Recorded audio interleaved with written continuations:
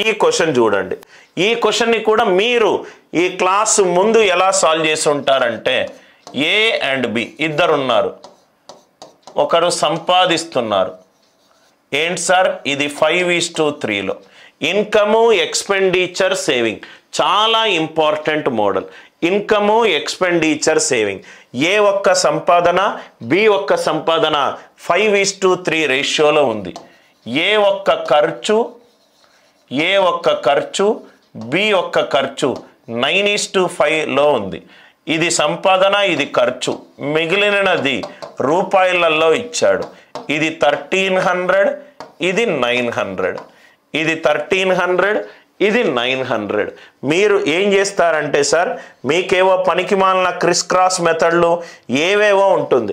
క్వశ్చన్ని లాజికల్గా ఆలోచించండి సార్. క్వశ్చన్ని లాజికల్గా ఆలోచించండి. ఏ అండ్ బి ఇద్దరు ఉన్నారు సార్. ఏ అండ్ బి ఇద్దరు ఉన్నారు. వాళ్ళు సంపాదించిన నిష్పత్తి రూపంలో ఎంత? 5:3. ఖర్చు పెట్టింది ఏ రూపంలో? 9:5. మిగిలింది ఏ రూపంలో? 1300 and 900. రైట్. మనకు 100 రూపాయలు సంపాదించి 80 ఖర్చు అవుతే మిగిలిందే saving. Income minus expenditure is saving. Income minus expenditure is saving. Income minus expenditure is saving. So కాబట్టి 5x minus 9y is equal to 1300. 3x minus 5y is equal to 900. Is equal to 900. ఈ ఈక్వేషన్ని solve చేస్తారు. Solve చేస్తే మీకు answer వస్తుంది. Solve చెయ్యకుండా కూడా మీకు క్వశ్చన్ని కరెక్ట్గా ఆలోచిస్తే ఆన్సర్ వస్తుంది. నౌ ఇక్కడ చూడండి సార్, ఈ ఆప్షన్ని చూడంగానే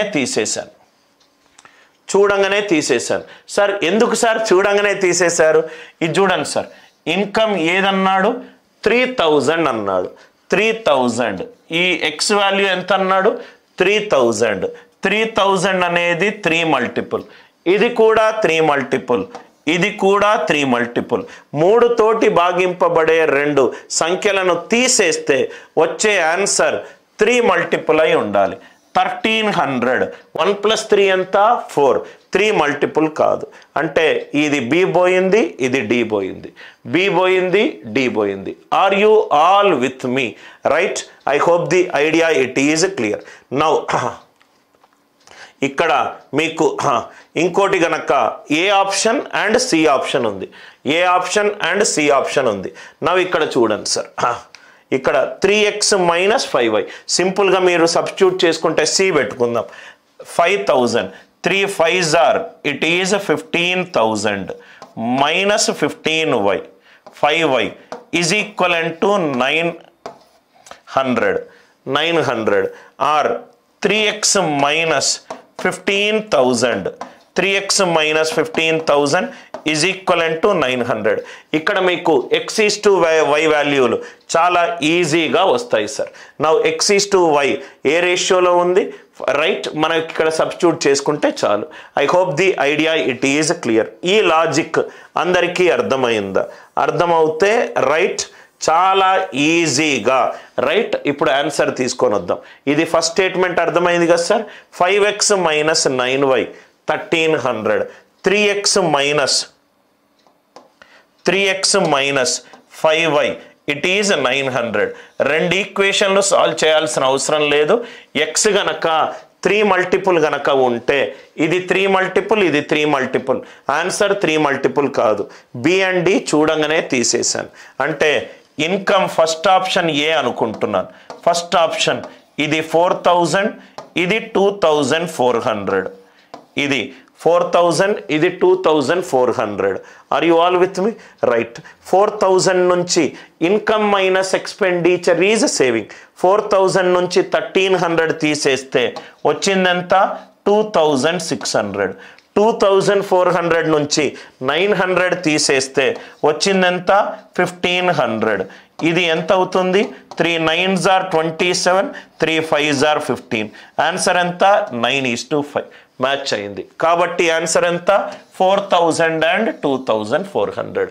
ఏమీ ఈక్వేషన్స్ ఏమీ యూజ్ చేసి ప్రాబ్లం సాల్వ్ చేయాల్సిన అవసరం లేదు.